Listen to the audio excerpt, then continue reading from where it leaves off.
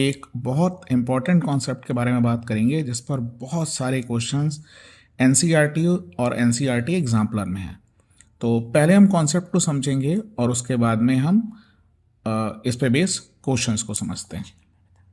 तो NCERT exemplar में हम जो ये कॉन्सेप्ट पढ़ाने जा रहे हैं इस पर ऑलमोस्ट 4 क्वेश्चन तो डायरेक्ट हैं और बाकी कुछ इस पर बेस्ड हैं। तो question number 12, 14, 32 and 34 from NCERT exemplar are based on this.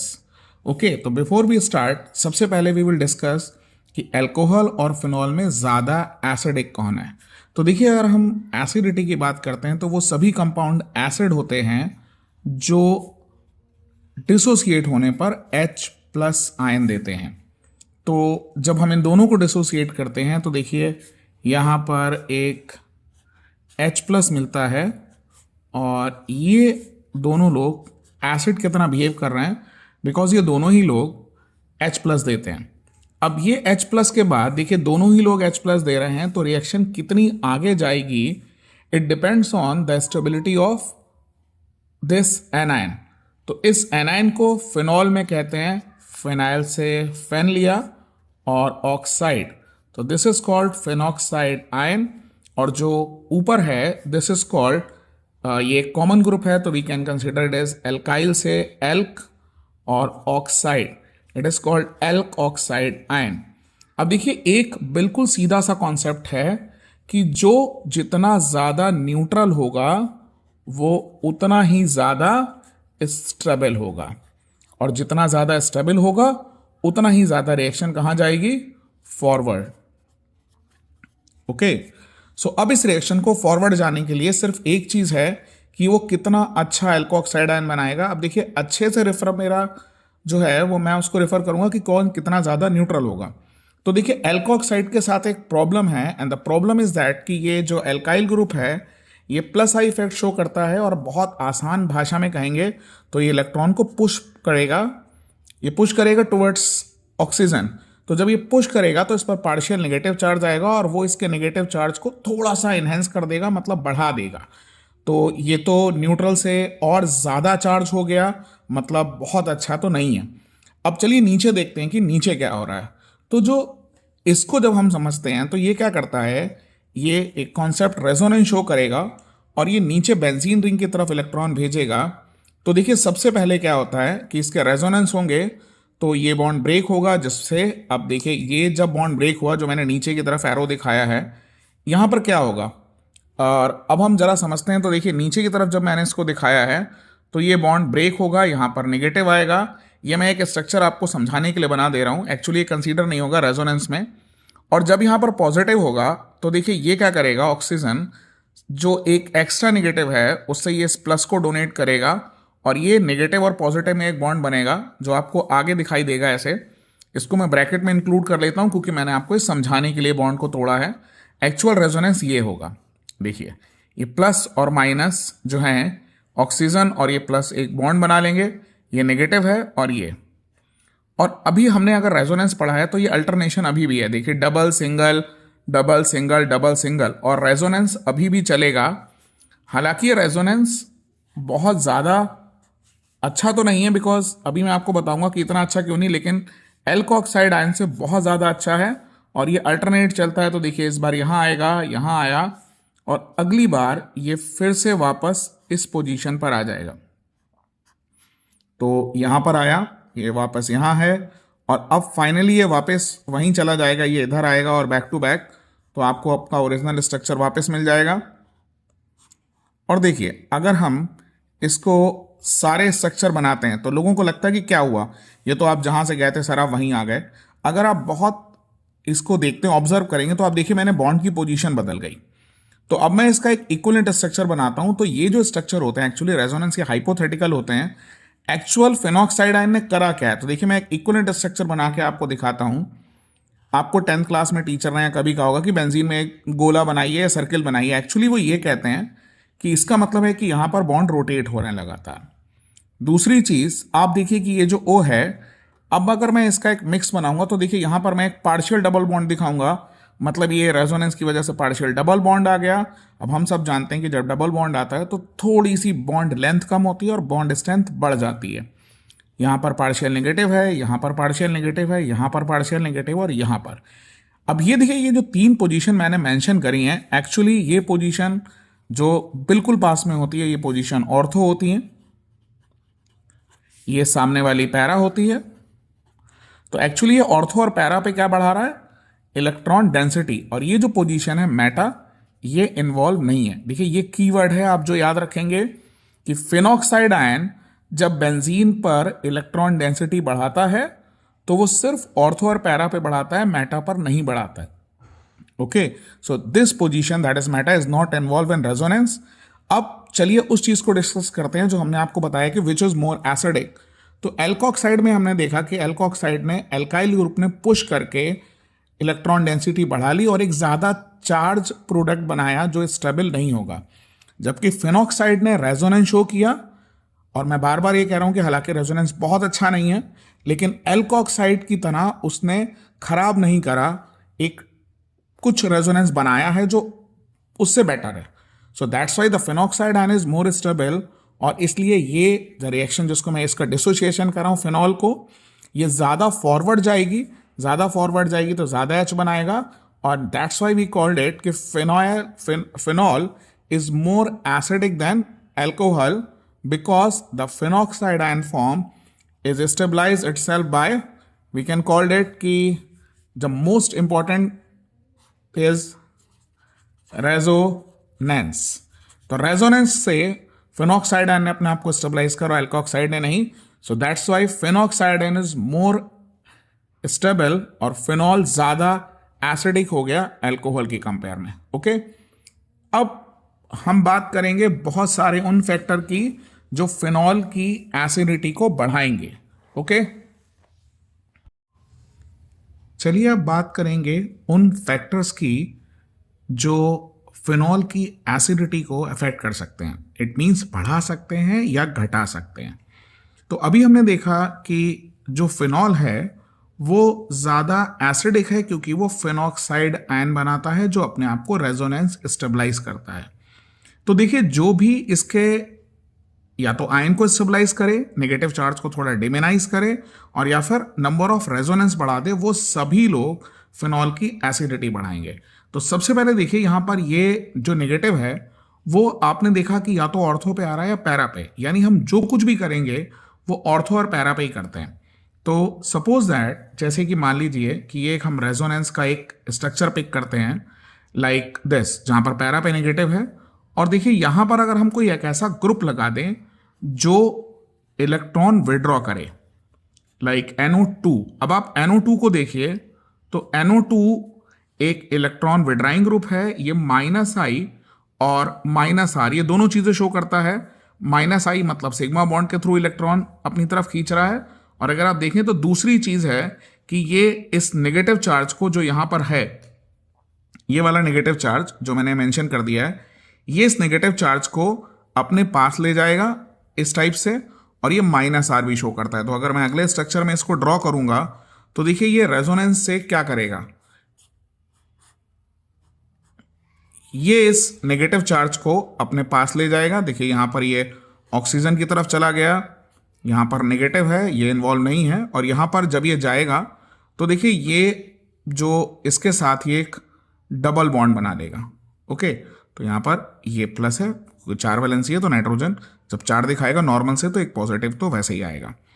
तो अब आप देखिए कि यहां पर एक नंबर ऑफ रेजोनेटिंग स्ट्रक्चर बढ़ गया, तो वो सभी कंपाउंड जो रेजोनेंस में इन्वॉल्व हो जाएंगे वो एसिडिटी बढ़ाएंगे।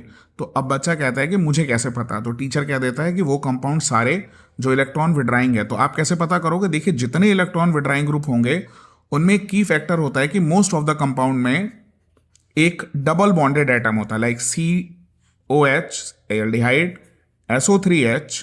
ये सभी लोग जिनमें आपको जब भी डबल बॉन्ड दिख जाए लाइक NO2, ये सब लोग अगर ऑर्थो और पैरा पे होंगे तो ये एसिडिटी बढ़ाएंगे।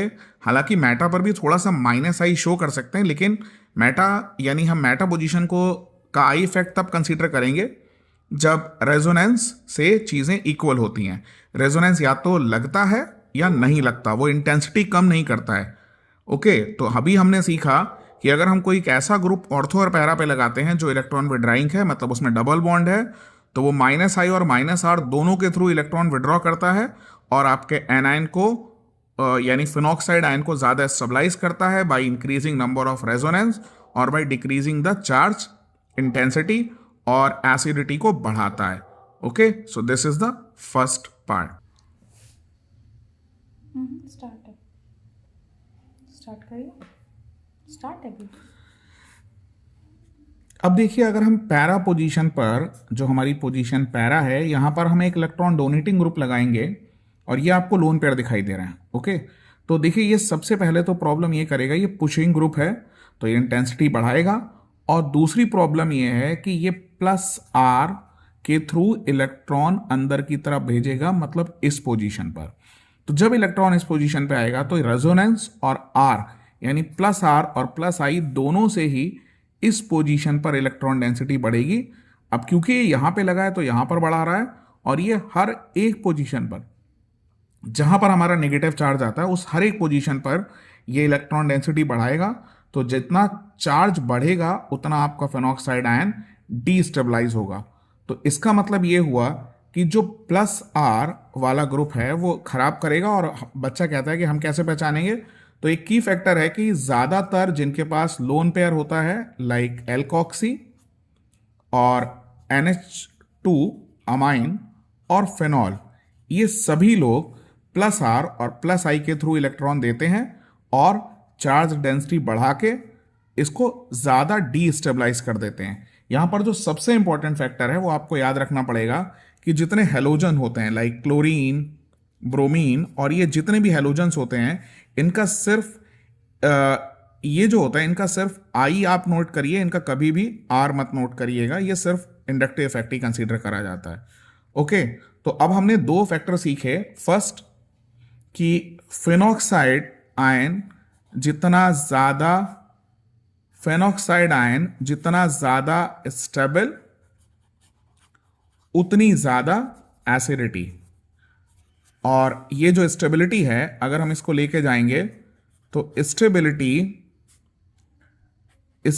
आपकी बढ़ेगी। किसके साथ स्टेबिलिटी आपकी बढ़ेगी? उन सभी के साथ जो माइनस आर और माइनस आई दिखाते हैं, तो स्टेबिलिटी बढ़ेगी। यानी अगर वी कैन से दैट कि ये डायरेक्टली प्रोपोर्शनल है इसके, और अगर हम इन लोगों को बढ़ाएंगे तो ये इन्वर्सली प्रोपोर्शनल में हो जाएगा, प्लस आर और प्लस आई। इन सब के बढ़ने से स्टेबिलिटी घटेगी, तो फिर फेनॉक्साइड की एसिडिटी भी घट जाएगी।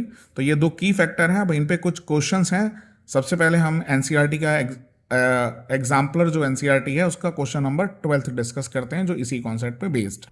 This is question number 12 from NCERT exemplar.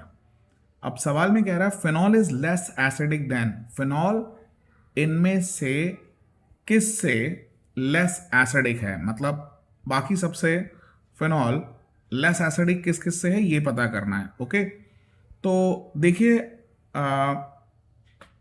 सबसे पहले फिनॉल अल्कोहल से तो ज़्यादा ही एसिडिक है, बिकॉज अल्कोहल यानी जो हमारे पास ये है, ये जब डिसोसिएट होगा तो एल्कोक्साइड आयन बनाएगा, और ये पुशिंग ग्रुप है तो ये तो खराब कर देगा। तो ये पहला ऑप्शन तो सबसे पहले आप रिजेक्ट करिए, क्योंकि एरोमेटिक हमेशा ज़्यादा स्टेबल होगा एज कम्पेयर टू एलिफेटिक के, क्योंकि ये जब रेजोनेंस से अपने आप को अच्छा करेगा। तो अल्कोहल तो बिल्कुल भी सही जवाब नहीं हो सकता कि फिनॉल अल्कोहल से तो हमेशा ज़्यादा ही एसिडिक होगा। अब देखिए यहाँ पर ये सारे फिनॉल के डेरिवेटिव हैं, नाइट्रो, मिथाइल और OCH3। अब देखिए ये लोग जो है ना, ये जो थर्ड है इसमें मिथाइल ग्रुप है।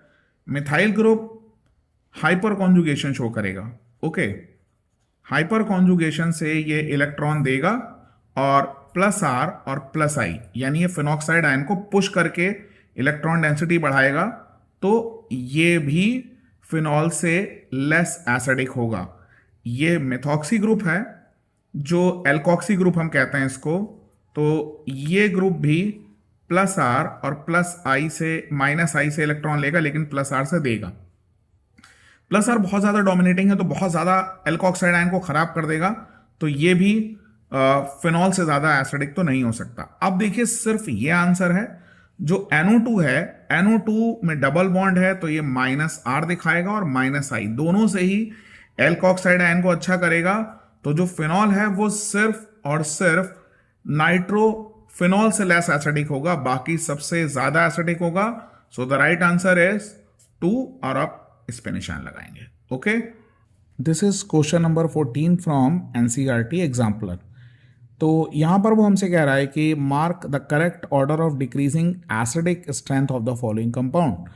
अब जैसा कि अभी हमें पता है कि फिनॉल आयोनाइज होकर फिनॉक्साइड आयन देता है, जैसे हमने आपको बताया कि जब आप फिनॉल को आयोनाइज करोगे तो ये फिनॉक्साइड आयन देगा। अब फिनॉक्साइड आयन जो होता है वो रेजोनेंस बनाता है, तो अगर मैं इसका रेजोनेंस बनाऊंगा, देखिए तो इसका रेजोनेंस इस टाइप से बनता है कि ऑर्थो पोजीशन और ये पैरा पोजीशन पर नेगेटिव आता है, यहाँ पर एक जो भी होगा ये यहाँ पे जाएगा। और अब आप देखिए ये जो लोग इसको रेजोनेंस स्टेबलाइज करेंगे, तो जो नेगेटिव को विड्रॉ करेंगे वो सारे अच्छे होते हैं, और यानी जिनमें डबल बॉन्ड होता है, और जो पुश करेंगे वो इस नेगेटिव की डेंसिटी को बढ़ाएंगे। तो जितने विड्रॉ वाले हैं, जो इलेक्ट्रॉन विड्रॉ करेंगे वो एसिडिटी बढ़ाएंगे। और हम कैसे पहचानेंगे, वो -R दिखाते हैं, -I दिखाते हैं, और अगर आपको पहचानना है तो उनमें एक डबल बॉन्ड होता है। ये लोग एसिडिटी को इंक्रीज करेंगे, एसिडिटी को बढ़ाते हैं। और जितने इलेक्ट्रॉन डोनेटिंग ग्रुप हैं +R और +I, हम कैसे पहचानेंगे, उनके पास एक लोन पेयर होगा इस टाइप से, जैसे ऑक्सीजन के पास है या जिनके पास है, तो उनके पास एक लोन पेयर होता है, ये पहचान होती है। और एक एक्सेप्शन होता है, वो होता है CH3, ये भी इलेक्ट्रॉन देता है लेकिन ये हाइपर कॉन्जुगेशन से इलेक्ट्रॉन देता है। ओके, तो अभी फिलहाल हमारे पास सब कुछ तैयार हो गया है और ये एसिडिटी को डिक्रीज करते हैं। तो फिलहाल अभी हमने ये समझ लिया है कि अब हम इन कॉन्सेप्ट को अप्लाई करेंगे अपने क्वेश्चन में। तो देखिए, सबसे पहले आप इसमें एक NO2 लगा है, इसमें एक एल्कोक्सी ग्रुप है, मतलब मिथॉक्सी, ये NO2 है और ये OCH3। तो देखिए जो NO2 ग्रुप होता है, अभी मैंने आपको बताया डबल बॉन्ड है, तो इलेक्ट्रॉन विड्रॉ करेगा और फिनॉक्साइड आयन को स्टेबल करेगा और एसिडिटी बढ़ाएगा। तो सबसे पहले नंबर पे ये दोनों में लड़ाई होगी B और D में, क्योंकि इनके पास इलेक्ट्रॉन है। अब देखिए जो B है ये एक्चुअली -R और -I दोनों से इलेक्ट्रॉन विड्रॉ करेगा, तो ये फर्स्ट नंबर पे होगा। ओके, जो D है ये R तो नहीं लगा पाएगा बिकॉज ये मेटा पोजीशन पर है, और मेटा पोजीशन पर R अप्लाई नहीं होता, लेकिन ये -I से तो इलेक्ट्रॉन खींच सकता है ना, तो -I लग जाएगा। तो अब सबसे बेस्ट ये है, तो मेरे आंसर में सबसे पहले नंबर पर B आएगा, दूसरे नंबर पे D आएगा, और अब हम बाकी को डिस्कस करते हैं। तो चलिए, ये जो दोनों ग्रुप हैं ये एक्चुअली पुश करेंगे क्योंकि O के पास लोन पेयर है, तो खराब करेंगे। अब जो आपका पहला है, इसके पास अगर कोई अच्छा नहीं करने वाला ग्रुप है, मतलब कोई विड्रॉइंग नहीं है, तो कोई पुशिंग ग्रुप भी नहीं है, तो फिर ये तीसरे नंबर पर आ जाएगा। अब लास्ट के लिए ये दोनों लोग फाइट करेंगे, आखिरी पे कौन आएगा। तो देखिए ये ग्रुप मेटा पे है, तो मैंने आपसे कहा कि मेटा कभी भी रेजोनेंस में इन्वॉल्व नहीं होता, तो ये +R और ये +I दोनों लगाएगा। ओके, ये +R और ये +I दोनों शो करेगा, लेकिन ये क्योंकि मेटा पोजीशन है तो R नहीं लगेगा, यानी ये R से इलेक्ट्रॉन नहीं दे पाएगा, सिर्फ I से देगा, ये R से दे देगा, और R बहुत डोमिनेटिंग इफेक्ट होता है, तो इस वाले में सबसे ज़्यादा डेंसिटी हो जाएगी, यानी वो सबसे ज़्यादा चार्ज होगा, तो इसका फिनॉक्साइड आयन सबसे ज़्यादा खराब होगा। तो C जो है वो 4th नंबर पे है, और जो E है वो सबसे लास्ट नंबर पे आएगा, क्योंकि उसके पास R और I दोनों से इलेक्ट्रॉन देके वो इस फिनॉक्साइड आयन को खराब करता है। तो this is the right answer, और ये हमारा जो ऑप्शन होगा उसमें आप क्लिक करेंगे। Okay, this is question number 32 from NCERT exemplar. अब इस क्वेश्चन में पूछा है कि out of orthonitrophenol and orthocresol which is more acidic. तो देखिए, हम सबको पता है कि जब फिनॉल आयोनाइज होता है तो फिनॉक्साइड आयन बनाता है, और ये फिनॉक्साइड आयन अपने आप को रेजोनेंस स्टेबलाइज करता है, लाइक दिस, कि जब हम इसका एक रेजोनेंस स्ट्रक्चर बनाएंगे तो यहाँ पर ऑर्थो और पैरा पोजीशन पर पार्शियल नेगेटिव आता है। अब देखिए, जो इसकी इंटेंसिटी को कम करेगा वो फिनॉक्साइड आयन को अच्छा करेगा, यानी स्टेबल करेगा। अब अगर हम इन दोनों में कंपेयर करते हैं तो ऑर्थोनाइट्रोफिनॉल माइनस आर और माइनस आई दोनों इफेक्ट से इलेक्ट्रॉन विड्रॉ करेगा और फिनॉक्साइड आयन पे चार्ज की डेंसिटी को कम कर देगा, जिससे ज़्यादा स्टेबिलिटी आएगी। और ये जो प्लस CH3 है, इसके पास लोन पेयर नहीं है, लेकिन ये एक कॉन्सेप्ट है हाइपर कॉन्जुगेशन, उससे ये इलेक्ट्रॉन देगा और इलेक्ट्रॉन दे के ये डोनेट करेगा। तो जो भी इलेक्ट्रॉन डोनेट करता है हम इसको प्लस आर और प्लस आई मान सकते हैं। तो जैसे ये इलेक्ट्रॉन डोनेट करेगा तो यहाँ फिनॉक्साइड आयन पर इलेक्ट्रॉन डेंसिटी बढ़ा देगा, ज़्यादा चार्ज कर देगा और फिनॉक्साइड आयन को थोड़ा सा डीस्टेबलाइज करेगा। तो ये अच्छा करेगा इलेक्ट्रॉन विड्राइंग ग्रुप से, ये खराब करेगा। तो इसीलिए ऑर्थोनाइट्रोफेनॉल ज़्यादा एसिडिक हो जाएगा as compare to orthocresol. This is a 34 question from NCERT exemplar. Arrange the following compound in the increasing order of acidity and give a suitable explanation. So now you arrange these three compounds and write your answer in comment section. And don't forget to like and subscribe.